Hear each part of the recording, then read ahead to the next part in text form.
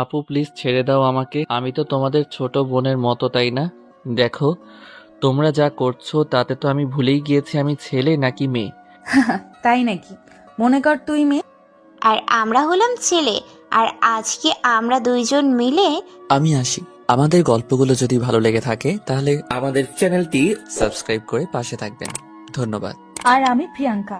আমাদের গল্পগুলো যদি ভালো লেগে থাকে অবশ্যই আমাদের চ্যানেলকে সাবস্ক্রাইব করে পাশে থাকবেন। আর হ্যাঁ, ভিডিওটি সম্পূর্ণ শুনবেন। শার্টের কলার ধরে আমাকে টেনে নিয়ে যাচ্ছে আমার সদ্য বিয়ে করা বউ। তবে একটা না, দুইটা বউ। দুজন দুই দিক থেকে আমার শার্টের কলার ধরে টেনে নিয়ে গিয়ে বাসর ঘরে প্রবেশ করলো। তারপর একজন গিয়ে দরজা বন্ধ করে দিল, আরেকজন আমাকে বিছানায় ছুঁড়ে ফেলে দিল। আমি কাঁপা কাঁপা স্বরে আমতা আমতা করে বললাম, আপু প্লিজ ছেড়ে দাও আমাকে। আমি তো তোমাদের ছোট বোনের মতো, তাই না? আমার কথা শুনে তারা দুই বোন একে অপরের দিকে তাকিয়ে বড় বোন বলে উঠল। ছোট বোনের মতো মানে কি? তখন ছোট বোন বলে উঠল, তোর মাথা কি পাগল হয়ে গিয়েছে নাকি? বলেই ছুটে এসে আমাকে ধরতে গেলে আমি খাটে এসে গুটিসুটি হয়ে এক কোণায় বসে কাপা স্বরে একটা নিঃশ্বাস ছেড়ে, দেখো, তোমরা যা করছো তাতে তো আমি ভুলেই গিয়েছি আমি ছেলে নাকি মেয়ে। তোমাদের দেখে মনে হচ্ছে তোমরা ছেলে আর আমি মেয়ে। আমার কথা শুনে দুইজনই ডেভিলদের মতো হু হু করে হেসে ওঠে। আর তাদের মধ্যে বড় বোন বলে, তাই নাকি? মনে কর তুই মেয়ে। তখন ছোট বোন বলে, আর আমরা হলাম ছেলে। আর আজকে আমরা দুইজন মিলে তোর সতীত্ব হরণ করব। ওদের কথা আর হাসি দেখে আমার গলা শুকিয়ে কাঠ হয়ে গেল।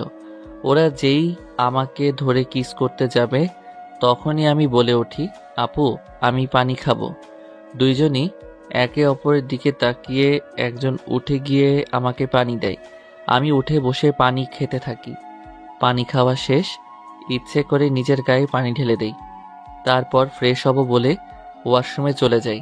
এখন ফ্রেশ হতে হতে চলুন আপনাদেরকে কাহিনীটা কি তা বলি, আর আমি কে আর এসব কি হচ্ছে তাও আপনাদেরকে বলি, কেমন? আমি মেহেদী হাসান, এইবার ইন্টার সেকেন্ড ইয়ারে পড়াশোনা করছি। আব্বু আম্মুর একমাত্র সন্তান আমি। আব্বু ব্যবসায়ী আর আম্মু গৃহিণী। আমাদের জয়েন্ট ফ্যামিলি আর বিজনেসটাও জয়েন্ট। আমার আব্বু আর মামা মিলে দেখাশোনা করে সেটা। আসলে আমার আব্বু ও পরিবারের একমাত্র সন্তান ছিল, তাই আমাদের বাসায় মামারাও একসাথে থাকেন। আব্বু আম্মু মামা মামি আর দাদা দাদি আর আমার মামাতো দুই বোনকে নিয়ে আমাদের জয়েন্ট পরিবার। আর আমার দুই বউ আমার সম্পর্কে মামাতো বোন হয়। আমার একমাত্র মামার দুই বোন এরা, তারা যমজ দুই বোন, এক সেকেন্ডের ছোট বড় তারা। যে একটু বড় তার নাম সাদিয়া আক্তার আর যে একটু ছোট তার নাম নাদিয়া আক্তার। আমি ছোটবেলা থেকে তাদেরকে অনেক ভয় পেতাম, কারণ ওরা দুইজনই আমাকে আব্বু আম্মুর কাছ থেকে শুধু শুধু মায়ের আর বকা খাওয়াতো। শুধু তাই নয়, সুযোগ পেলে নিজেরাও পিটাতো। কিন্তু মামা মামি আমাকে বাঁচিয়ে নিত। আমার থেকে 3 বছরের বড় ওরা, আর ওদের রাগের জন্য আমি ওদের ভয় পেতাম অনেক। একবার আমি যখন ক্লাস 2তে পড়ি তখন ওরা আমাকে অনেক ভয় দেখিয়েছিল। ওরা যেখানে যেত আমি সেখান থেকে পালিয়ে যেতাম। স্কুলের সময় শুধু স্কুলে যেতাম, আর বাকি সময় রুমে বন্দি হয়ে থাকতাম। আবার মাঝে মধ্যে ওদের জন্য স্কুলেও যেতাম না। আম্মু আব্বু ভাবতো ঠিক হয়ে যাবে, কিন্তু 1 বছর পার হওয়ার পরেও যখন আমি ওদের ভয়ে রুম থেকে বের হতাম না, ঠিক মতো খেতাম না, তখন আমাকে সবাই সিদ্ধান্ত নেয় খালাদের বাসায় পাঠিয়ে দিবেন। কিন্তু আম্মু রাজি হয় না। তখনই আব্বু বলে, দেখো, সে আমাদের একমাত্র ছেলে। সে যদি এভাবে ঘরবন্দি হয়ে থাকে তাহলে সামনে কি হবে সেটা ভেবে দেখেছো?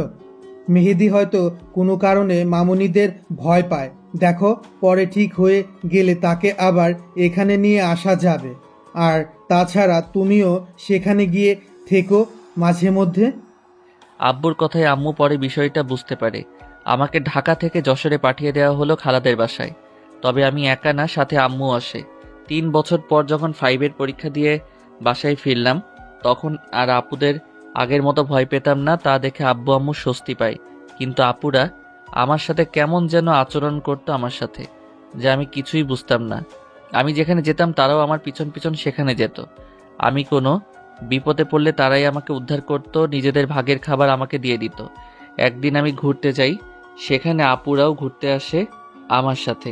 সেখানে গিয়ে আপুরা ফুচকা খেতে চাইলো, আর আমাকেও বলে ফুচকা খেতে, তাই অজ্ঞতা রাজি হতে হলো ইচ্ছা না থাকা সত্ত্বেও। কি আর করার, 2 প্লেট ঝাল করে ফুচকার অর্ডার দিয়ে আমরা বেঞ্চে গিয়ে বসলাম। আমি মাঝখানে আর আপুরা আমার 2 পাশে। একটু পরে ফুচকা মামা 2 প্লেট ফুচকা দিয়ে যায়। আপুরা হাতে ফুচকা নিয়ে দুজনে আমার সামনে ফুচকা তুলে বলে, হা করো বাবু। হা করো বাবু। আমি হা করে ফুচকা মুখে পুরে নিলাম। একজনের হাত থেকে ফুচকা মুখে নিয়ে বুঝতে পারলাম অনেক ঝাল। কোনো রকমে খেয়ে ঝাল ঝাল বলে চিল্লাতে থাকি। ফুচকাওয়ালা মামাকে পানি দিতে বললি, পানি শেষ বাবা, দাঁড়াও আমি যাইয়া নিয়ে আইতাছি। এদিকে আমি চিল্লাতেই আছি। এখন তারা কি করবে আমাকে ভেবে না পেয়ে সাদিয়া আপু আমার ঠোঁট জোড়া দখল করে নিয়ে সিনেমায় যেমন করে ঠিক তেমন করতে লাগলো।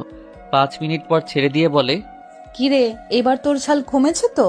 আমি হাঁপাতে হাঁপাতে বলি, হ্যাঁ কমেছে, কিন্তু এটা তুমি কি করলে, এটা তো পচা কাজ। বলি আমি সাদিয়া আপুর দিকে যেতে লাগলাম। নাদিয়া আপু তখন করুণভাবে বলল, তোর সাথে কথা নেই মেহেদি, তুই সাদিয়ার কাছ থেকে ফুচকা খেলি আর আমার থেকে খেলি না কেন? আমি নাদিয়া আপুর কথা শুনে বললাম, আপু দেখো ওটা অনেক ঝাল, আমি তো খেয়ে পারছি না। তুই আমার হাত থেকে ফুচকা খেলে তোকে আমি আইসক্রিম কিনে খাওয়াবো। আইসক্রিমের কথা শুনে আমি ফুচকাটা মুখে নিলাম, কারণ আইসক্রিম আমার অনেক পছন্দ। আর ফুচকাটা মুখে নিতেই ওমাগো মরে গেলাম, ঝাল ঝাল পানি। আমার অবস্থা দেখে সাদিয়া আপু ফুচকাওয়ালা মামার খোঁজ করতে গেল, কারণ সেই কখন সে গেল ফুচকাওয়ালা মামা আসার কোনো লক্ষণই নেই। সাদিয়া আপু চলে যাওয়ার পর নাদিয়া আপু আমাকে তার দিকে ঘুরিয়ে আমার ঠোঁটের সাথে তার ঠোঁট দুটো ডুবিয়ে কিস করতে লাগলো। একটু পর সাদিয়া আপু চলে এসে দেখলো আমাদের এই অবস্থা, কিন্তু আশ্চর্যের বিষয় হলো সে এগুলো দেখেও কিছু না বলে বেঞ্চে বসে পড়ল। নাদিয়া আপু আমাকে প্রায় 7 মিনিট পর ছাড়লো। আমি হাঁপাতে হাঁপাতে বললাম, নাদিয়া আপু তুমিও পচা, তোমরা দুইজনে আমার সাথে এটা কি করলে? আমার ঠোঁট জ্বলছে। ঝাল কমেনি? আমি মাথা নাড়িয়ে হ্যাঁ বললাম। তখন ফুচকাওয়ালা মামা এলো একটা পানি ভর্তি কলসি নিয়ে।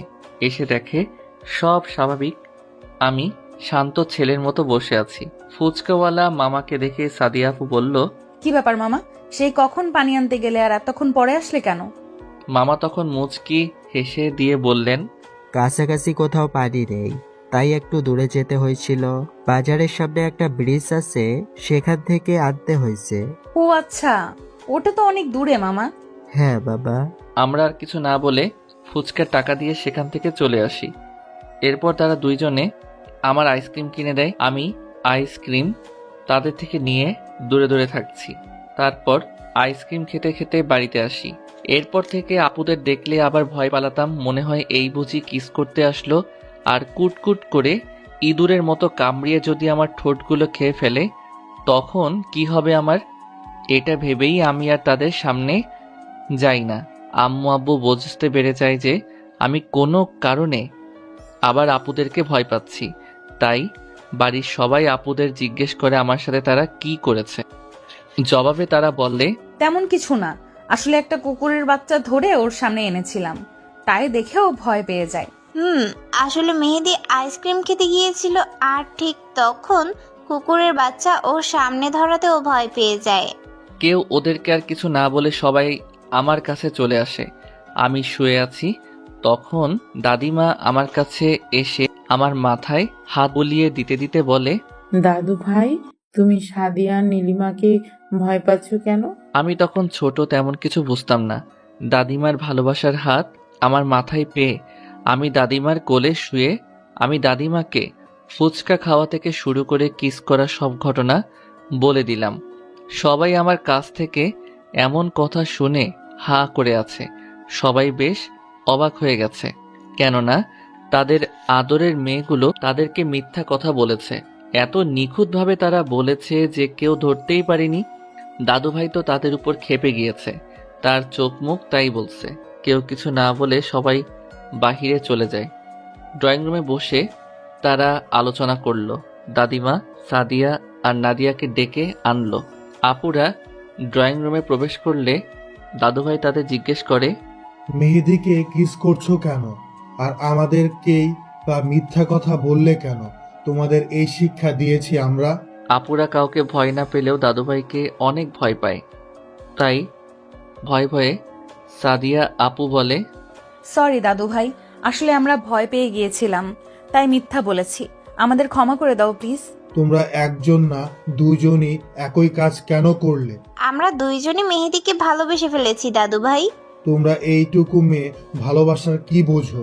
আবেগের বশে এমন একটা কাজ করতে পারলে তোমরা কি করে? দাদু ভাই, আমাদের ভালোবাসা আবেগ না, আমরা সত্যি মেহেদিকে অনেক ভালোবাসি। ওকে আমরা না পেলে আমরা দুইজনের একজনও বাঁচবো না। তোমরা কি বলছো তা ভেবে বলছো তো? হ্যাঁ দাদু ভাই, আমরা ভেবে চিন্তেই বলছি। বেশ, তোমরা যখন ডিগ্রি 3য় বর্ষে থাকবে তখনও যদি মেহেদিকে তোমরা চাও তাহলে তখনই মেহেদির সাথে তোমাদের বিয়ে হবে। তোমাকে অসংখ্য ধন্যবাদ দাদু ভাই। তোমরা দুজনে পরে মানিয়ে নিতে পারবে তো? হ্যাঁ দাদু ভাই, আমরা মানিয়ে নিতে পারবো। ঠিক আছে, আমার আর কিছু বলার নেই। তবে তোমাদের কিছু বলার আছে? না বাবা, আমাদের আর কিছু বলার নেই। আপনার সিদ্ধান্তই আমাদের সিদ্ধান্ত।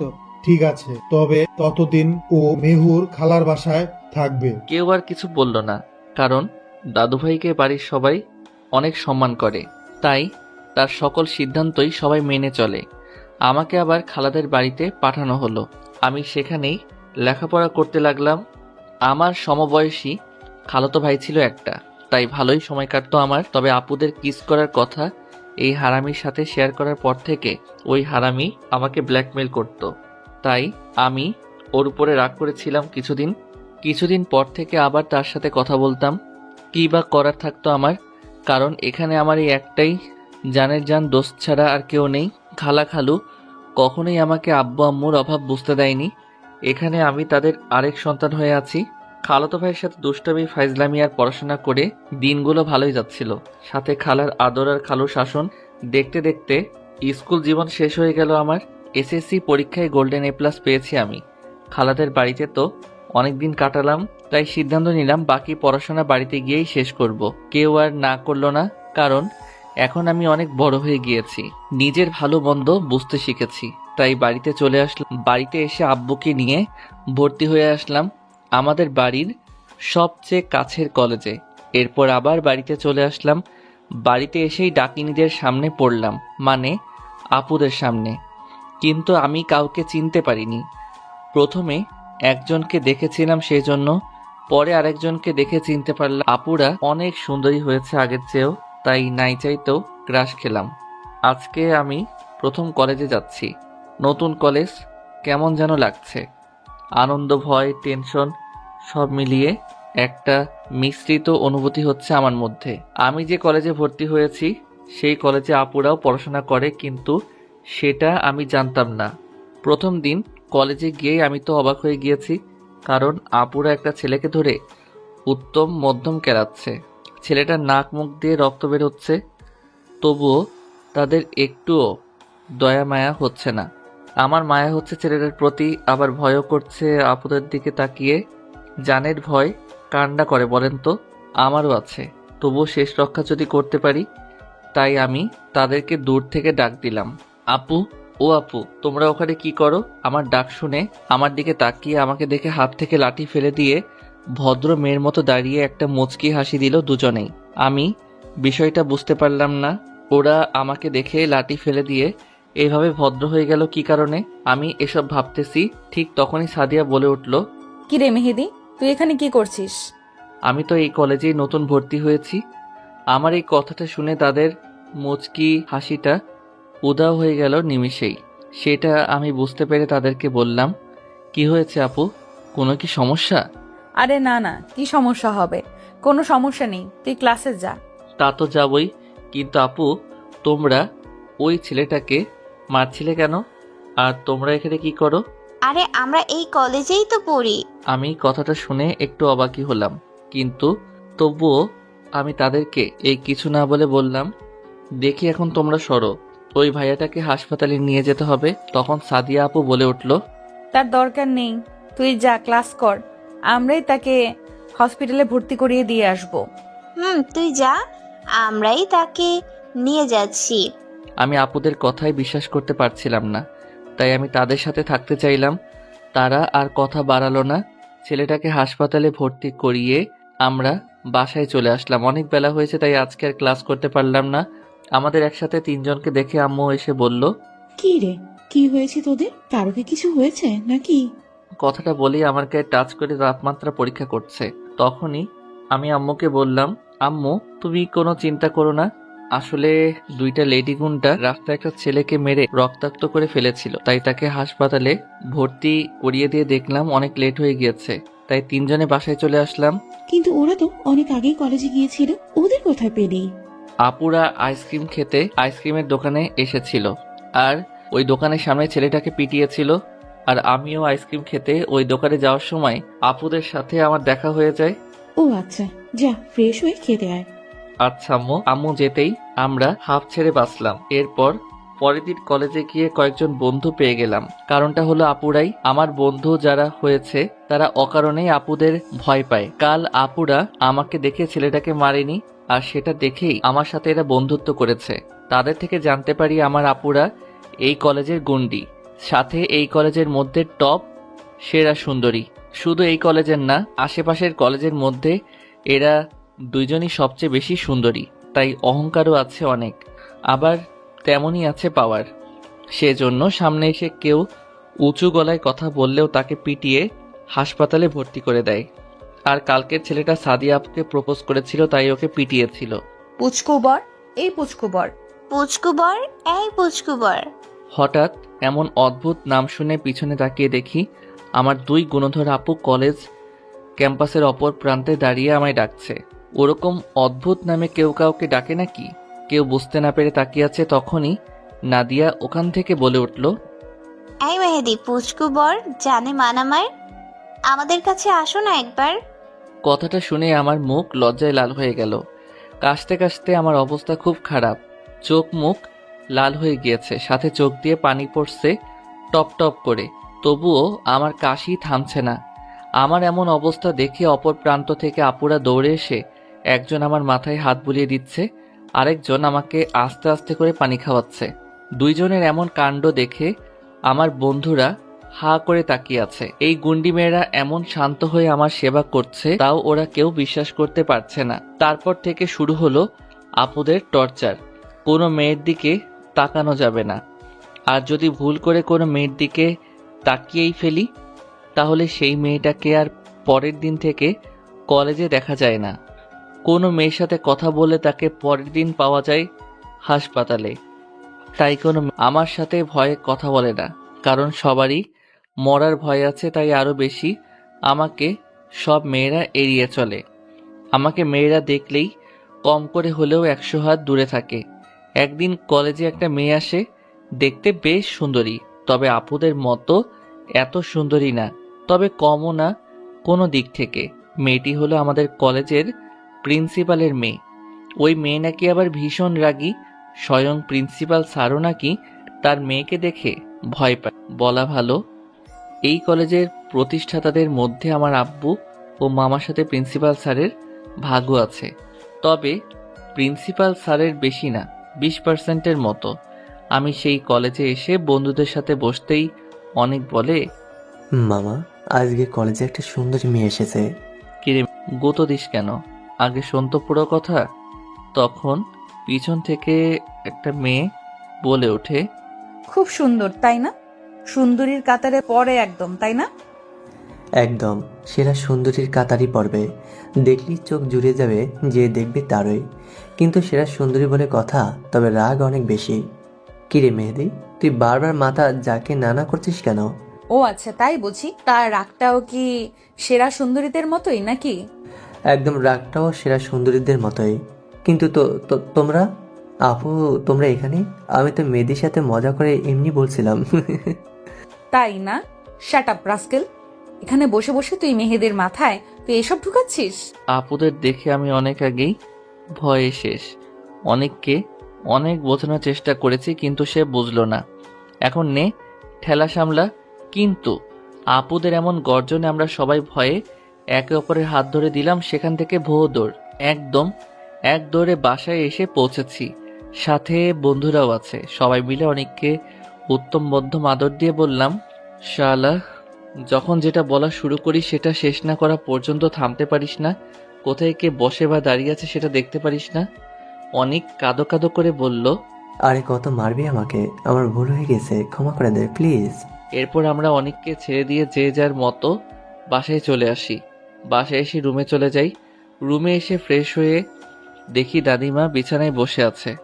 আমি দাদিমার কাছে এসে দাদিমার কোলে শুয়ে পড়ি। কি হয়েছে আমার ছোট্ট বরটার?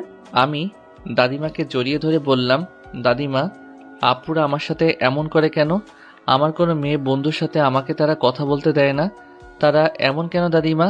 দাদিমা কিছুক্ষণ চুপ থেকে বলে, দেখো, তুমি তো এখনো ছোট, তাই তারা চায় না তুমি কোনো ভুল পথে চলে যাও, আর সেই জন্য তোমাকে কোনো মেয়ের সাথে মিশতে দিচ্ছে না, বুঝলে? তা ঠিক আছে, কিন্তু তারা আমাকে পুচকু বর বলে কেন ডাকে সবার সামনে? দাদিমা কি বলবে ভেবে পায় না। পিছন থেকে দাদুভাই বলে, কিরে তুই আমার বউয়ের কোলে শুয়ে আছিস কেন? আমি আরো ভালো করে শুয়ে দাদিমাকে জড়িয়ে ধরে বলি, তোমার একার বউ নাকি? এটা তো আমারও বউ। কেন সেটা তুমি জানো না নাকি? এটা শুনে দাদুভাই দাদিমাকে উদ্দেশ্য করে বলে, কি গো তুমি আমাকে না বলে আরেকটা বিয়ে করে নিলে? তখন দাদিমাকে কিছু বলতে না দিয়ে আমি বলে উঠি, আরে দাদুভাই, বিয়ে করেছি তো কি হয়েছে? এখনো তো বাসর করিনি। এখন তোমার পারমিশন নিয়ে ভাবছি বাসরটাও সেরে ফেলবো। আমার কথা শুনে দাদুভাই রাগী রাগী ভাব নিয়ে বলে, কি বললি শয়তান? দাঁড়া, করাচ্ছি তোকে, আমার বউয়ের সাথে বাসর করাচ্ছি। আমাকে আর পাইকে জাপাং করে উঠে সাপাং করে দিলাম এক দৌড়ে বাড়ির বাইরে। দাদু ভাইকে সবাই ভয় পেলেও আমি ভয় পাই না, কারণ দাদু ভাইকে আমি অনেক ভালোবাসি, আর দাদু ভাইও সেম, তাই ভয়টা আর কাজ করে না। এদিকে আমি চলে আসার পর দাদিমা দাদু ভাইকে বলছে, আর কতদিন মেহেদির কাছ থেকে এভাবে লুকাবে? ওরও তো একটা মতবাদ আছে, তাই না? তুমি মানুষ চিনতে ভুল করছো। মেহেদি একদম তোমার মতোই হয়েছে। বড়রা যা বলবে ও সেটাই করবে। আমি জানি মেহেদি পানির মতো স্বচ্ছ, ওর পবিত্র মনে কোনো কাদা নেই, কিন্তু ওর সেই মনে যদি কখনো কাউকে জায়গা দিয়ে ফেলে, তখন তো সাদি আর নাদিয়াকে মেনে নিতে পারবে না। মেহেদি ধুকে ধুকে বেঁচে থেকেও দিনের পর মরবেও। পিছন থেকে সাদিয়া বলে উঠল, আমরা দুই বোন থাকতে এমন হতে দেব না কখনোই দাদিমা, এই বিশ্বাসটুকু রাখতে পারো। হ্যাঁ দাদিমা, ওকে আমরা আজ থেকে ভালোবাসছি না, 6 বছর ধরে তিলে তিলে ওকে আমরা ভালোবেসে যাচ্ছি। আমি জানি তোমাদের ভালোবাসা খাঁটি, কিন্তু মন যে শুনে না কোনো বারণ। তাই মেহেন্দিকে দেখে রেখো, কারণ এখন মেহেদির উঠতি বয়স, প্রেম ভালোবাসা করতে তো চাইবেই, তাই সাবধানে থেকো। হ্যাঁ, আর মেহেদিকে এখন কিছু বলো না, কারণ আমরা চাই না মেহেদি সিক্রেট করুক। ঠিক আছে দাদু ভাই, আমরা কিছু বলবো না। আচ্ছা দাদু ভাই, দাদিমা, আমরা আসি তাহলে এখন। হঠাৎ করে অনেক জ্বর অনুভব করছি আমি, কিন্তু তবুও ঘুম থেকে উঠে ফ্রেশ হয়ে কলেজে যাওয়ার জন্য রেডি হচ্ছি। প্রথম ইয়ারের ফাইনাল পরীক্ষার আর মাত্র 2 মাস বাকি। রেডি হয়ে নিচে এসে দেখি বাড়ির সবাই আছে, সাথে অনিকও আছে। অনিক আর আমাদের বাড়িটা পাশাপাশি, তাই অনিক মাঝে মধ্যে আমাদের বাড়িতে আসে, আর আমিও ওদের ওখানে যাই। নিচে এসে খেতে বসি সবার সাথে, কিন্তু খাবার মুখে দিতেই পেটের ভিতরে কেমন যেন মোচড় দিয়ে সব বেরিয়ে আসতে চাইছে, তাই মুখ চেপে বেসিংয়ে এসে সব বের করে দিলাম। পেটে কিছু নেই বলে তেমন কিছু বের হয়নি। আপুরা আমার এমন অবস্থা দেখে দৌড়ে আমার কাছে চলে আসে, দুজনেরই হাতে পানির গ্লাস। আমি তা দেখে ওখানেই ওদেরকে রেখে চলে গেলাম খাবার টেবিলে, কারণ আমি মুখ পরিষ্কার করে নিয়েছি। খাবার টেবিলে বসতেই অনেক বলে উঠল, কে রে তুই আবার কার সাথে আকাম কুকাম করে ধরা খাইলে? এরপর আমি অনেকের কথায় অবাক হয়ে বললাম, মানে? সবাই জানার আগ্রহ নিয়ে তাকিয়ে আছে অনেকের দিকে, আপুরাও তাকিয়ে আছে। এরপর অনেক বলে, আচ্ছা আমি কি চোর নাকি যে সবাই এমনভাবে আমার দিকে তাকিয়ে আসো? বাচ্চা ছেলের ওপরে এভাবে তাকালে তো স্টক করে উপরে টিকিট কনফার্ম করে আসবে। অনেকের কথাই সবাই ওর দিকে থেকে মুখ ফিরিয়ে যে যার মতো করে খেতে লাগলো। তারপর আবার অনেক বলে উঠল, কি রে, কার বাচ্চা তোর পেটে? কার সাথে আকাম কুকাম করে পেটে বাচ্চা বাঁধালি? অনেকের কথা শুনে সবার খাওয়া অফ হয়ে গেল, আর সাদিয়া আপু তখন জুস মুখে দিয়েছিল। অনেকের কথায় তার হেঁচকি উঠে গেল। আমি অবাক হয়ে অনিককে বললাম, তুই কি বলছিস এগুলো? কি বলবো আর, যেভাবে মেয়ে মানুষের মতো মুখে হাত চেপে ধরে দৌড়ে ওয়াশরুমে গেলি, আবার বমিও করলি, এখন তোর ওপর তো আমারও সন্দেহ হচ্ছে ভাই। অনিকের কথার বিষয়টা বুঝতে পেরে সবাই হেসে দিল। আমি উঠে গিয়ে অনিককে মারতে লাগলাম। 2-3টা মাইর দেওয়ার পর অনিক আমার হাত ধরে ফেললো। আমার হাত ধরতেই অনিক বুঝে যায় আমার শরীরের তাপমাত্রা অনেক বেশি। সে আমাকে ধরে এক জায়গায় বসিয়ে আমাকে জিজ্ঞেস করার আগেই আমি অজ্ঞান হয়ে পড়ি। চেয়ার থেকে ধরে আমাকে অনেক বাঁচায় পড়ে যাওয়ার হাত থেকে। আমার এমন অবস্থা দেখে সবাই খাবার ছেড়ে দৌড়ে আসে আমার কাছে। আপুরা এসে আমাকে ধরে বুঝতে পারে আমার অনেক জ্বর এসেছে। তখন আপুরা কান্না শুরু করে দেয়, আর এটা দেখে অনেক টাসকি খেয়ে যায়। তখন অনেক বলে, এটা ওকে দেখার বাকি ছিল। হায় মোর খোদা, কি দিন আইলো গো। অনেকের কথায় কারো কোনো খেয়াল নেই, সবাই আমাকে নিয়ে ব্যস্ত। ধরাধরি করে সবাই আমাকে আমার রুমে নিয়ে এলো। দাদু ভাই ডাক্তারকে ফোন দিয়ে আসতে বলল। একটু পর ডাক্তার চলে আসলো। ডাক্তার এসে আমাকে চেক আপ করে 2টা ইঞ্জেকশন আর কিছু ওষুধ লিখে দিয়ে চলে যায়। আর যাওয়ার আগে বলে যান, রাতের আগে জ্ঞান ফিরবে না। আমাকে ঘুমের ইঞ্জেকশন দেওয়া হয়েছে, তবে আস্তে আস্তে জ্বর কমে যাবে।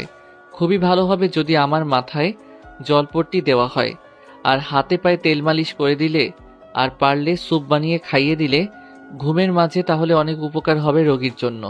এগুলো বলে ডাক্তার চলে গেল। কথাটা শুনে আপুরা দুজনে কিচেনে চলে যায়। একজনের হাতে পানি আর কাপড়, আর অন্যজনের হাত গরম করা তেল। দুজনেই আমার পাশে এসে বসে আমার শরীরের উপর মোটা একটা কম্বল দিয়ে দিল। তারপর একজন জলপট্টি দিয়ে দিচ্ছে, আরেকজন হাতে পায়ে তেল মালিশ করে দিচ্ছে। এটা দেখে সবাই বাহিরে চলে যায়। অনেক মনে মনে বলে, ডাল মে কুছ কালা হে। এরপর অনেকে ওদের বাড়িতে চলে যায়।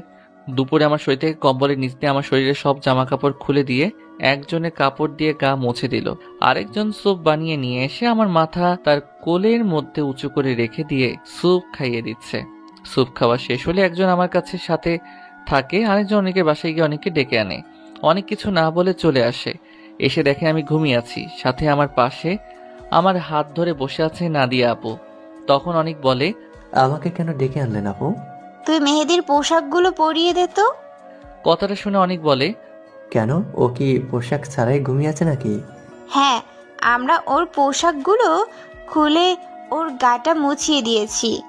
তখন অনেক চোখ বড় বড় করে দুজনের দিকে তাকিয়ে বলে, নাউজুবিল্লাহ নাউজুবিল্লাহ, একটা বাচ্চা ছেলেকে এভাবে অচেতন অবস্থায় পেয়ে আপনারা দুজন ছেলেটার ইজ্জত হরণ করতে পারলেন? এই, তুই কোনো কিছু না জেনেই এমন ভাবে চেঁচামেচি করছিস কেন? না মানে, তোমরা যেভাবে বললে তাই ভাবলাম বাচ্চা ছেলেটার আজ বুঝি সব গেছে। হয়েছে, আর বোঝা লাগবে না তোর। আমরা বাইরে যাচ্ছি, তুই মেহেদিকে পোশাকগুলো পরিয়ে দে। বলেই আলমারি থেকে একটা টি শার্ট আর একটা ট্রাউজার বের করে দিয়ে তারা চলে গেল বাহিরে। অনেক আর কি সে তার মতো কাজ করা শুরু করে দিল। কম্বলটা সরিয়ে আমার দিকে তাকিয়ে হেসে দিল, আর মনে মনে বলল, মাইয়া মানুষ না দেখি বোঝে বেশি।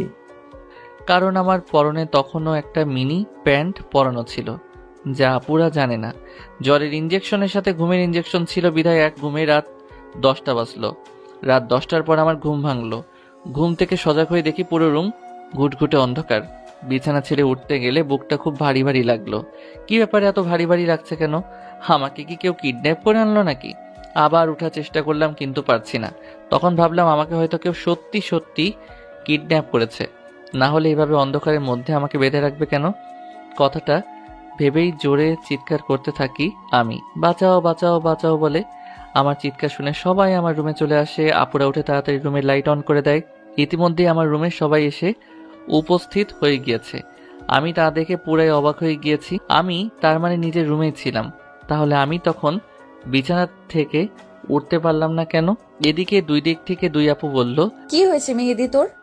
তুই ওভাবে চিৎকার করলি কেন রে? কিছু দেখে কি ভয় পেয়েছিস? আমার এসব কথা শুনতে ভালো লাগছিল না, তাই আমি বলে উঠি, এই পেতনিরা চুপ থাকো তো। আর আমি একটু আগে বিছানা ছেড়ে উঠতে পারছিলাম না কেন? আর আলো দেওয়ার সাথে সাথেই বিছানা ছেড়ে উঠতে পারলাম কিভাবে? আমার কথা শুনে আপুরা বুঝে যায় বিষয়টা কি ঘটেছিল। সবাই উৎসুক হয়ে তাকিয়ে আছে কি হয়েছে তা জানার জন্য। তখন সাদিয়া আপু বলে, আসলে জেগে থাকতে থাকতে কখন যে ঘুমিয়ে পড়েছিলাম মনে নেই আমাদের। এরপর নাদিয়া আপু বলে, হ্যাঁ, ঘুমের ঘোরে হয়তো আমরা মেহেদির উপরে শুয়ে পড়েছিলাম, কিন্তু বিশ্বাস করো আমরা ইচ্ছাকৃতভাবে এমনটা করিনি। কিভাবে ঘুমিয়ে গিয়েছি আমরা নিজেরাই জানি না। বিষয়টা সবাই বোঝা যায় তখন আম্মু বলে, আচ্ছা বুঝেছি, এগুলো বাদ দিয়ে মেহেদিকে কিছু খাবার খাইয়ে ঔষধ খাওয়া। ঠিক আছে। বলেই সাদিয়া আপু চলে গেল কিচেনে। আমি কিছু না বুঝে সবাইকে বললাম, আমি তো কিছু বুঝিনি, কেউ আমাকে কিছু বোঝাও। তুই অসুস্থ মেহেদি, তাই এত কথা বলিস না। আমি তো ঠিকঠাকই আছি। তা তো থাকবেই, যেভাবে সাদিয়া আর নাদিয়া সারাদিন ধরে তোর সেবা যত্ন করেছে। আমি একটু অবাক হয়ে বললাম, কি বলছো তোমরা? রুমটা ভালোভাবে দেখো, তাহলে ঠিক বুঝতে পারবে। আমি দাদিমার কথা শুনে সারা রুম চোখ বুলিয়ে দেখলাম। এক সাইডে রাখা আছে তেল গরম করা, আরেক সাইডে আছে একটা বালতি পানি ভরা, তার পাশে আছে সুপের বাটি। ওয়াশরুমের দিকে তাকিয়ে দেখলাম এক বালতি পানি, যা দেখে বোঝাই যাচ্ছে যে মাথায় পানি দেওয়া হয়েছে।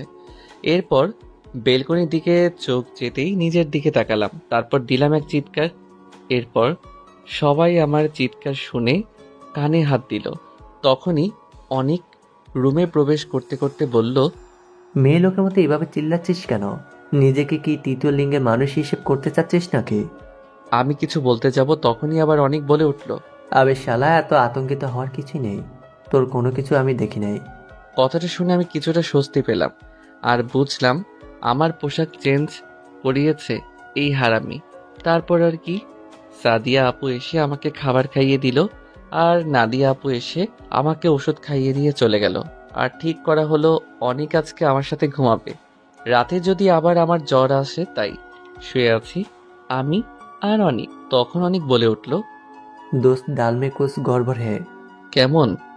আমি সঠিক জানি না, তবে 99.9% শিওর যে তোর মামা তো দুই বোনই তোকে ভালোবাসে। দূর, এটা হতে পারে না।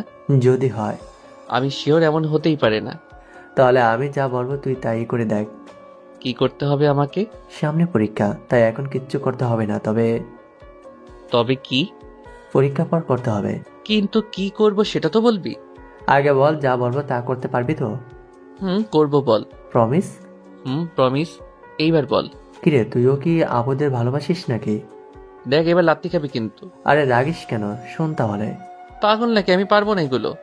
তুই প্রমিস করেছিস মেহেদি, করতে তো তোকে হবেই। কিন্তু তোর আন্দাজ যদি সত্যি হয় তাহলে আপুরা আমাকে শেষ করে দিবে, আর তা না হলে ওই গুন্ডি মেয়ে আমাকে কাঁচা চিবিয়ে খেয়ে ফেলবে। তেমন কিছু হবে না, চিল কর। আরে রাখ তোর চিল, এখন ঘুমাতো। অনেক আর কিছু না বলে ঘুমিয়ে যায়। আমিও এসব কথা ভাবতে ভাবতে ঘুমিয়ে পড়লাম। পরের দিন থেকে শুরু হলো আমার সেই কলেজ লাইফ।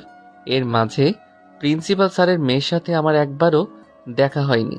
কারণটা হলো আমার আপুরা। প্রিন্সিপাল স্যারের মেয়ের নাম আশফিয়া খান আহি। আহি যেখানে থাকে আমিও ওই দিকে যেতে লাগলেই আপুরা এসে আমাকে আটকিয়ে দেয়। একটা বিষয় বড্ড অনেক ভাবায় আমাকে, আর সেটা হলো আমি আসার আগে আপুরা প্যান্ট শার্ট পরে কলেজে আসতো। প্রথম দিনেও তাই দেখেছিলাম। আমি এত কিছু না ভেবে পড়াশোনায় মন দিলাম।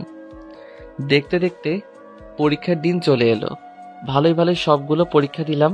ভালোই হয়েছিল পরীক্ষাগুলো। পরীক্ষা শেষ হলে খালামণিদের বাড়িতে গিয়ে কয়েকদিন থেকে আসলাম। সাথে করে আমার খালাতো ভাই অয়নকেও নিয়ে আসলাম। অয়নের নাকি সেখানে একা একা লাগে, তাই অয়ন আমার সাথে আমারই কলেজে ভর্তি হলো। আর এটাই হলো বিপত্তি, কারণ প্রথম দিন অয়নকে নিয়ে কলেজে আসার সাথে সাথেই গেটেই ঠাস। বুঝলেন না তো? চট্টর মানি কেউ কাউকে ঠাস করে অয়ন নিচে পড়ে যায়। আহি আর অয়নের ঠোঁটজোড়া আহির দখলে। অয়ন বেচারা করে ছাড়ানোর চেষ্টা করছে, কিন্তু পারছে না। বিষয়টি কি হচ্ছে আমরা দাঁড়িয়ে বোঝার চেষ্টা করছি। ঠিক তখনই আহির বান্ধবীরা এসে বলে 5 মিনিট নাকি শেষ। আহি অয়নকে ছেড়ে দিয়ে বলে, সরি বেবি, জাস্ট ডেয়ার ছিল। আমরা তো পুরাই টাসকি খেলাম কথাটা শুধুমাত্র একটা ডিয়ারের জন্য এইভাবে একটা ছেলের ইজ্জতের উপর হামলা চালালো। আহি চলে যাবে ঠিক তখনই অয়ন বলল, বে, আমার ইজ্জত লুটে নিয়ে চলে গেল গো। কেউ ধরো রে, আমার ইজ্জত লুট করেছে। এই মেয়েকে আমি জেলের বাট খাওয়ামু। কথাটা শুনে আহি অয়নের কাছে এসে অয়নকে বলে, এভাবে কান্না করে নিজেকে গে প্রমাণ করতে চাচ্ছিস নাকি? চারিদিকে সবাই দেখছে, একটা কিসের জন্য ছেলে হয়ে কান্না করাটা মানায় না। বাসায় কি ওটা কেটে ফেলো কেমন? আহির এমন কথায় অয়ন কান্না থামিয়ে চুপ হয়ে যায়, আর আমি টাসকি খেয়ে যাই পুরাই। আমি অনেক আর অয়ন কাছাকাছি ছিলাম বিধায় সব কথাই শুনতে পেয়েছিলাম। আহি চলে যেতেই আমি বললাম, মামা এইটা মাইয়া না অন্য কিছু? পুরাই আগুন। তখন পিছন থেকে আমার কান টেনে পেতনি বলে ওঠে, পুরাই আগুন তাই না? ওদের এখানে এখন কোনোভাবে আশা করিনি, তাই ভয়ে ভয়ে বললাম, আপু আসলে তুমি যা ভাবছো তেমন কিছু না। পাশ থেকে আরেক পেতনি আমার আরেক কান টেনে ধরে বলে, কি ভাবছিস আর কিনা ক্লাসে না গিয়ে এসব করে বেরাচ্ছিস? দুই পেতনির একই কাহিনী। অয়ন এদিক থেকে আপুদের বলে উঠল, আমার ইজ্জতটা লুটে নিয়ে চলে গেল, তাহলে আগুন নয় তো কি হবে? আর আমি তো কিছুই করলাম না, সব তো ওই মায়াটাই করলো। অয়নের কথায় আপুরা আমার কানটা ছেড়ে দিল। আমি কান ছাড়া পেয়ে দুই হাতে দুই কান নাড়াতে লাগলাম। এরপর আমি বললাম, আজকে আমি নিরীহ অবলা ছেলে বলে মারলে তো? আচ্ছা ঠিক আছে, বাড়িতে গিয়ে আমি আমার বউ আর সতীনের কাছে বিচার দিব। আমার কথা শুনে আপুরা দুজনে আমার দিকে কেমন করে যেন তাকালো। তারপর বলল, বউ তো দাদিমা। হ্যাঁ তাহলে সতীনটাকে? দাদু ভাই। এই কথা শুনে তারা আমার দিকে সরু দৃষ্টিতে তাকিয়ে থাকলো কিছুক্ষণ, কিন্তু কিছু বলল না। আমি কান নেড়ে যাচ্ছি, এখনো অনেক ব্যথা করছে। অনেক জোরেই ধরেছিল মনে হয়, রেগেছিল হয়তো অনেক, কিন্তু আমি রাগার মতো কি এমন কাজ করেছি? এদিকে আপুরা অয়নের কাছ থেকে সবটা শুনে হেসে দেয়। জীবনে প্রথম আমি আপুদের হাসতে দেখলাম। হাসলেও আপুদের সেই রকম লাগে, মনে হয় একই মেয়ে ডাবল পার্ট। চলাচল, পছন্দ, খাওয়া, মারামারি, ঝগড়া, হাসি, কান্না সব একই রকম।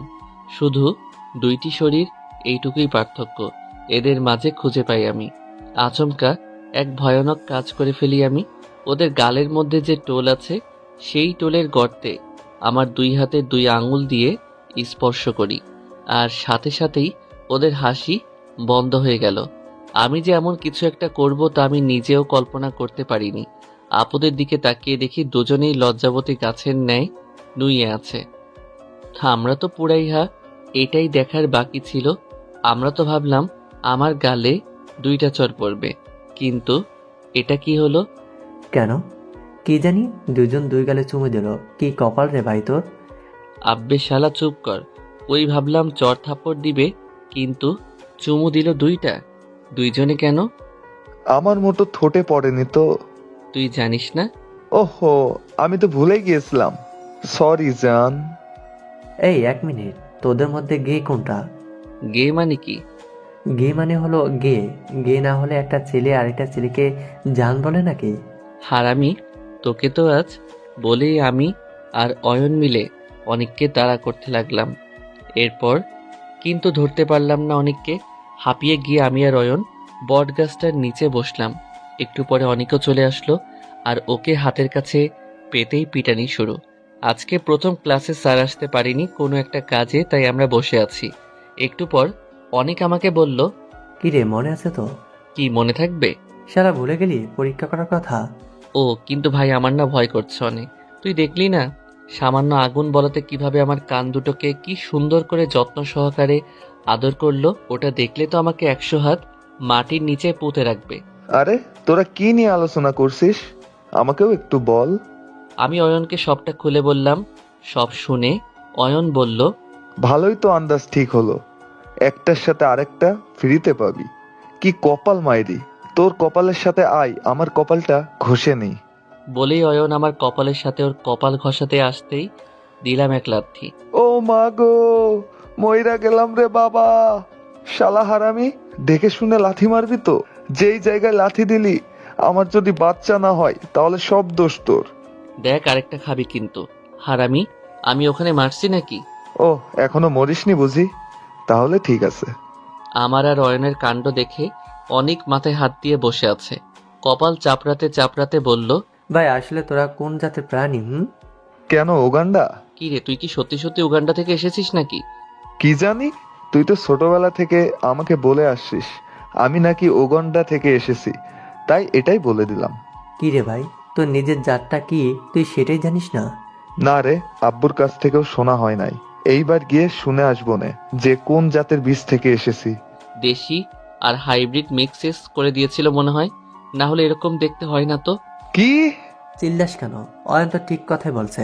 ভাই আমাকে মাফ কর, আমি আর কোনো কথাই বলবো না। কেন বলবি না? এমনিতেই।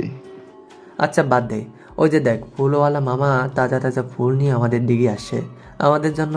গেটের বাইরে তাকিয়ে দেখি সত্যি ভ্যান ভর্তি অনেক ফুল নিয়ে ফুলওয়ালা মামা দাঁড়িয়ে আছে। অনেক দৌড়ে গিয়ে সেখান থেকে একগুচ্ছ গোলাপ ফুল এনে আমাকে দিল। আপুরা আর আহি একই ক্লাসে পড়ে, কিন্তু ডিপার্টমেন্ট আলাদা।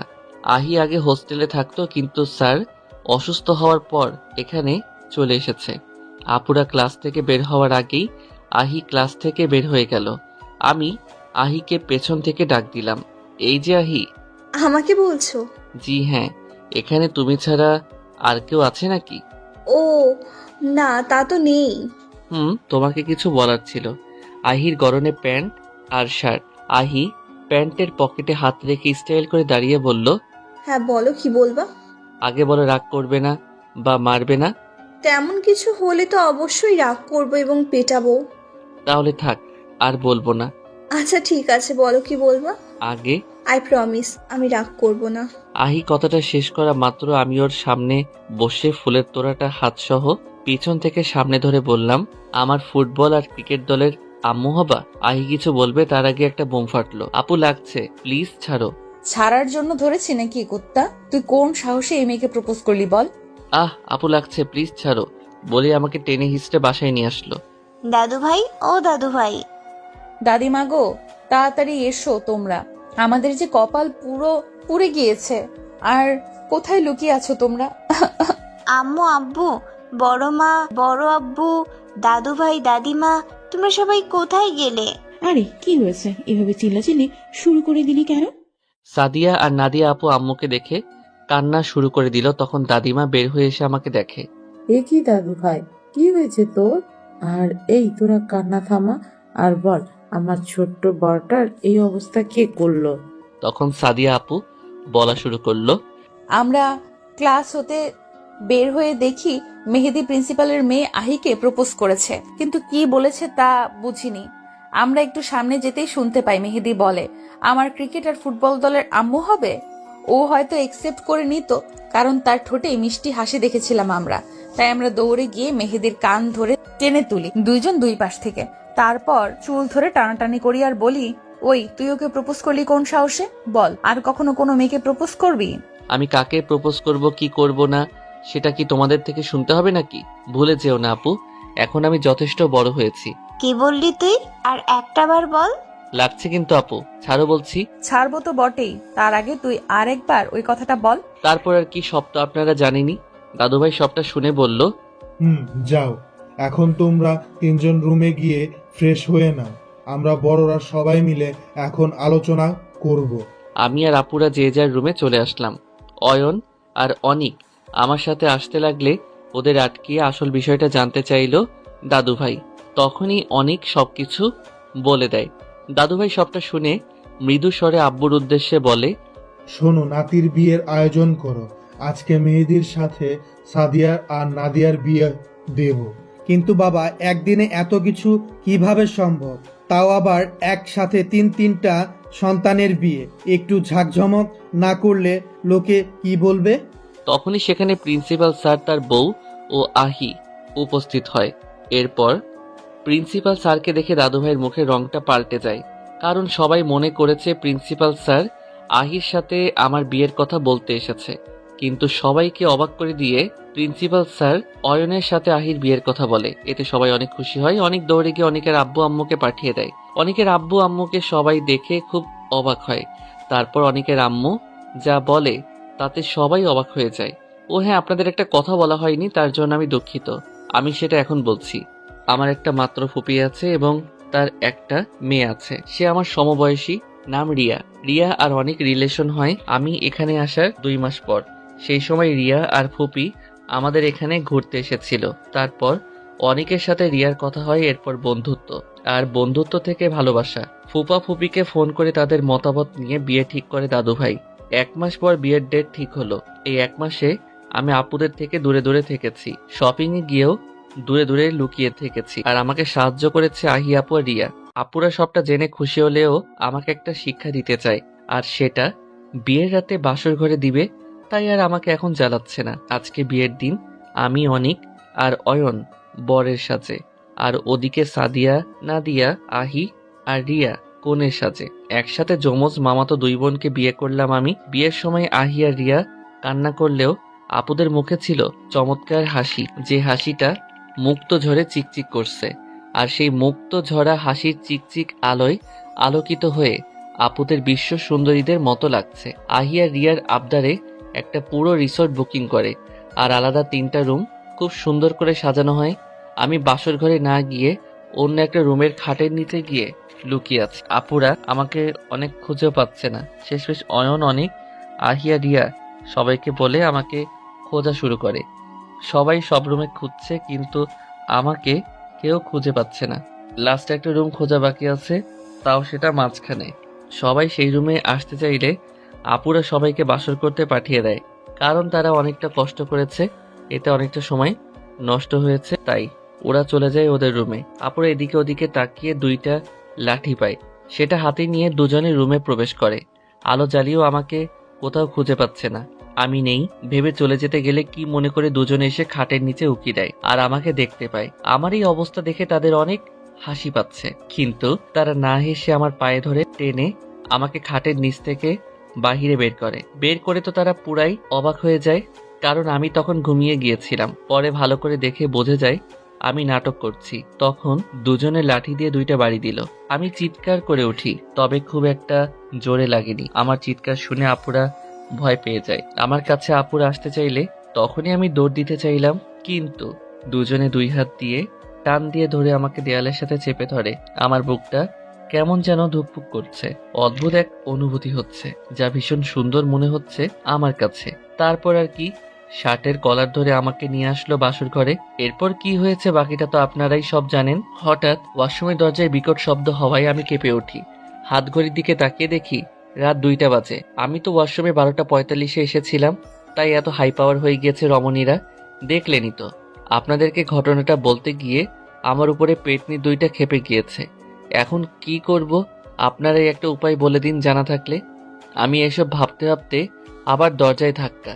মেহেদি দরজা খোল, দরজা ভেঙে ফেলবো কিন্তু। আমি ভয়ে ভয়ে দরজাটা খুলে দিলাম, আর দরজা খুলেই তো আমি অবাক, কারণ দুজনে বিয়ের শাড়ি বাদ দিয়ে নীল সিল্কের শাড়ি পরেছে। আমার হাতে একটা নীল পাঞ্জাবি আর পায়জামা দিয়ে 10 মিনিটের মধ্যে আসতে বলল। আমি ওয়াশরুম থেকে রেডি হয়ে বাইরে এসে দেখি রুমটা আগের থেকেও আরো সুন্দর করে সাজানো হয়েছে। পুরো রুমটা জুড়ে নীল আর আকাশি রং। এই রং আমার খুবই প্রিয়। আমি সামনে যেতেই গোলাপ ফুলের গুচ্ছ নিয়ে দুজনে আমার সামনে হাঁটু গেড়ে বসে বলল, আমাকে তোমার ফুটবল দলের আম্মু বানাবে? আর আমাকে তোমার ক্রিকেট দলের আম্মু বানাবে?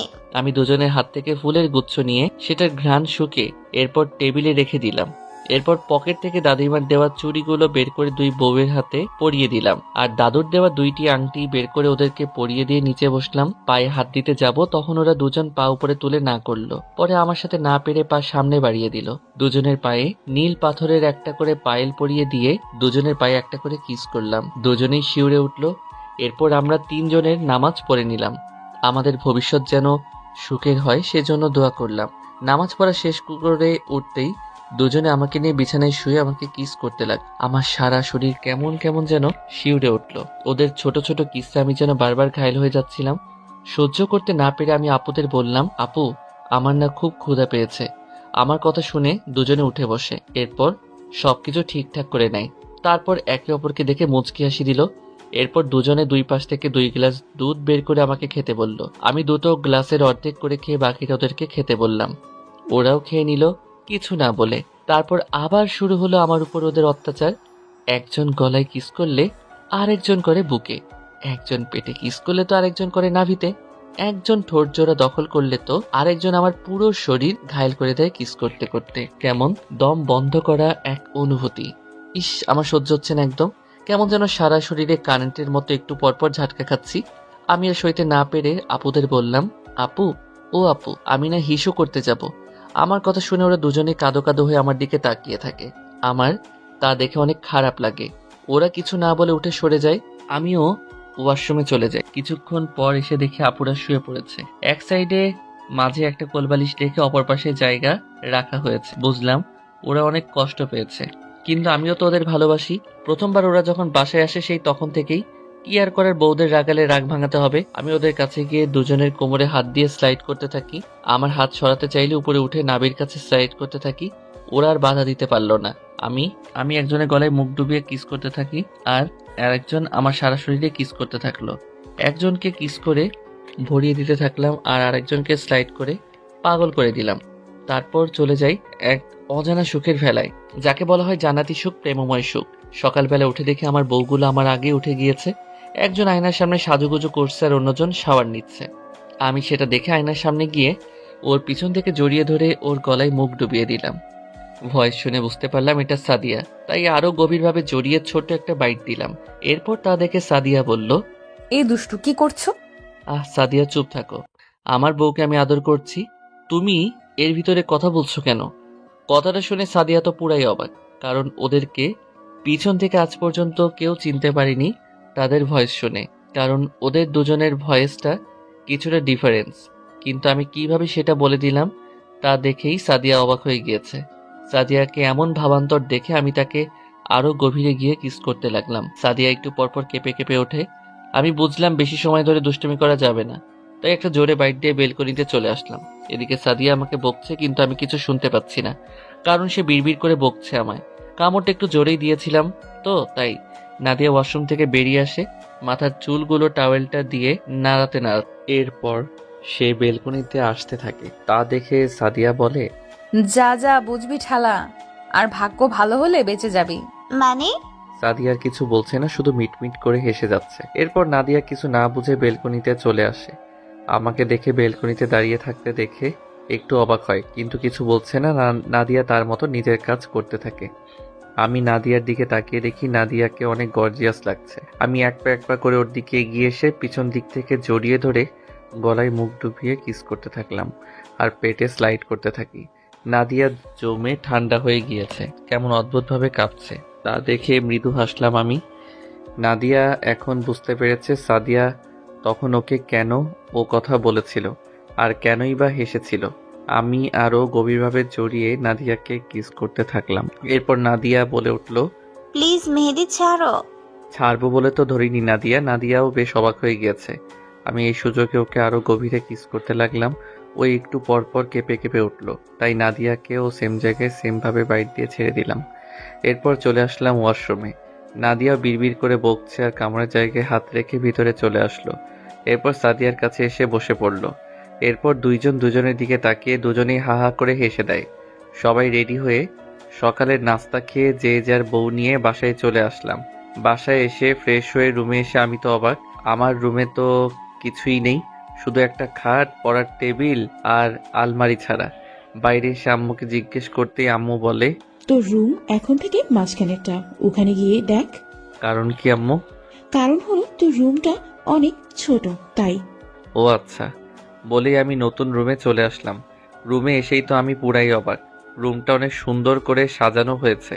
বিশাল একটা খাট আর 3টা আলমারি, যার গায়ে নাম লেখা আছে কোনটাকে ব্যবহার করবে। একটা বিশাল বড় ড্রেসিং টেবিল, আরও নানান কিছু রাখা আছে রুমের মধ্যে। রুমটা ভালো করে দেখলাম, এটা সাউন্ড প্রুফ রুম। এই বাসায় সকল রুম সাউন্ড প্রুফ রুম, শুধু আমার আর নাদিয়ার রুম ছাড়া। ওই রুমগুলো ছোট আর বাচ্চাদের রুম বলে এই সিস্টেম করা ছিল না। আমি ফ্রেশ হয়ে এসে দেখি দুজনের জামা কাপড় আলমারিতে গুছিয়ে রাখছে। আমাকে দেখে দুজনে আমার দিকে তাকিয়ে দেখলো আমি টাওয়েল পেঁচিয়ে দাঁড়িয়ে আছি। তা দেখে একজন টি শার্ট আর আরেকজন ট্রাউজার এনে আমাকে দিল। আমি একটা মুচকি হাসি দিয়ে এগুলো নিয়ে আবার ওয়াশরুমে চলে গেলাম। একটু পর বেরিয়ে এসে দেখি দুজনেই বসে আছে। আমি বের হতেই বলল, খেতে চলো। চলো।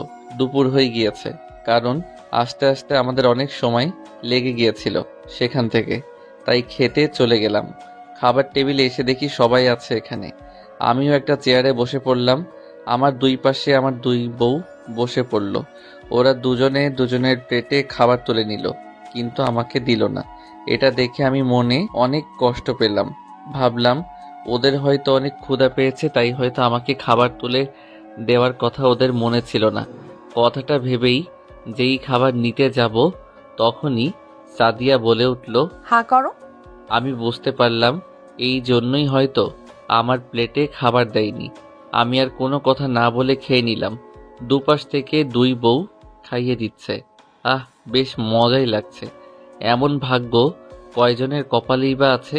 আমি তৃপ্তি সহকারে খাচ্ছি, তখনই তোর কপাল দেখে আমার নিজেই খুব হিংসা হচ্ছে। কেন কেন? এই যে তোর দুই পাশে দুইটা সুন্দরী বউ তোকে খাবার খাইয়ে দিচ্ছে, আর আমাকে দেখ কি ফাটা কপাল। আরে বুড়ো, কি যে বলো, আমার 3টা বউ। একজন হয়তো অভিমান করে আছে তাই খাইয়ে দিচ্ছে না, না হলে সামনে থেকে আরেকটা সুন্দরী বউ খাইয়ে দিত। কথাটা শুনে দাদুভাই রাগী হওয়ার ভাব করে বলে, তোর দুইটা সুন্দরী বউ থাকতে আমার একটা সুন্দরী বউয়ের দিকে নজর দিস কেন রে? বারে, এটা তো আমার বড় বউ। বিয়ে করেছি সেই অনেক বছর আগে, কিন্তু আফসোস এখনো পর্যন্ত বাসরটাই করতে পারলাম না। অনুমতি দাও না বুড়ো, শুভ কাজটা শেষ করে ফেলি। তবে রে দাঁড়া তুই। আমাকে আর পায় কে? খাওয়া তো অনেক আগেই শেষ হয়ে গিয়েছে, তাই এক দৌড়ে রুমে চলে আসলাম। রুমে এসে শুয়ে পড়লাম, উদ্দেশ্য ভান করে ঘুমিয়ে পড়ব। কিছুক্ষণ পর আমার 2টা বউ রুমে চলে এলো। দরজাটা লক করে আমার দুই পাশে 2জন শুয়ে আমার বুকে মাথা রাখলো। এই শোনো না। বলো, শুনছি। তুমি কি আমাকে ভালোবাসো? তোমাদের কি মনে হয় ভালোবাসি নাকি বাসি না? মনে তো হচ্ছে ভালোই বাসো। আমি সাদিয়া আর নাদিয়ার ঠোঁটে ছোট্ট করে একটা কিস করে বললাম, হ্যাঁ গো পাখিরা, আমিও তোমাদের অনেক ভালোবাসি। সত্যি? হ্যাঁ বউ, সত্যি। ওরা খুশিতে গদগদ হয়ে আমাকে শক্ত করে জড়িয়ে ধরে। আমার বুকে দুজনে ছোট্ট একটা কিস করে আবার চুপটি করে শুয়ে পড়ল। এইভাবে আনন্দ, দুষ্টুমি, হাসি, কান্নায় চলতে থাকলো আমাদের জীবন। সাদিয়া আর নাদিয়া কখনোই ঝগড়া করে না, আর যদিও তেমন কিছু হয় তাহলে তারা নিজেরাই তার সমাধান করে ফেলে, না হলে মানিয়ে নিয়ে চলে। আপনারা সবাই দোয়া করবেন এভাবে মিলে মিশে যেন সারাটি জীবন কাটাতে পারি আমরা। প্রতিদিন ভালোবাসার নতুন নতুন গল্প পেতে চ্যানেলটি সাবস্ক্রাইব করে পাশে থাকা বেল বাটনে ক্লিক করুন।